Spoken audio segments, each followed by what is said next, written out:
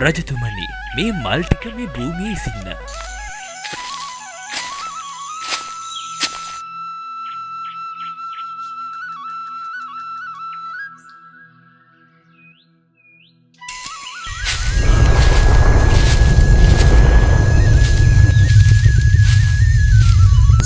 ස්වාමින් වහන්සේ මල් ලිහිද්දී පොළව කම්පා වුණේ කුමක් නිසාද? රජතුමනි මේ භූමිය කකුසඳ බුදුරජාණන් වහන්සේ ලංකාවට වැඩම කර 40,000ක් වූ මහරහතන් වහන්සේලා සමග සමාපත්තියෙන් වැඩ සිටිය භූමියක්.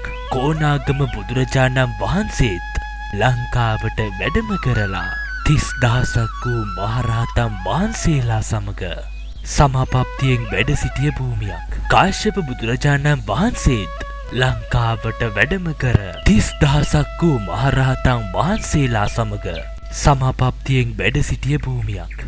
රජතුමනි ඒ විතරක් නෙවෙයි. ගෞතම බුදුරජාණන් වහන්සේ 500ක් වූ මහරහතන් වහන්සේලා සමග තුන්වෙනි වතාවේ කැලණියට වැඩම කරපු වෙලාවේ මෙම භූමියේ සමාපත්තියෙන් වැඩ සිටිසේක. රජතුමනි මේ භූමියේ අනාගතයේදී බුදුරජාණන් වහන්සේගේ ධාතුන් වහන්සේලා විශාල ප්‍රමාණයක් තැන්පත් වෙලා ලෝක පූජනීය දෙව් මිනිස් ලෝකයා වන්දනාමාන කරන මහා චෛත්‍යයක් ඉදි වෙනවා. එනිසයි මේ මහ පොළව කම්පාවට පත් වූයේ. අනේ ස්වාමිනී මම මේ සෑය හදන්නම්. ඔබ වහන්සේ මට උපදෙස් ලබා දෙන්න, අනුශාසනා ලබා දෙන්න. මගේ රාජ්‍ය කාලය තුල මගේ අතින්ම මේ මහා සෑය හදන්නම්. රජතුමනි මේ සෑය සෑදීමට සුදුසා නුඹ නොවේ.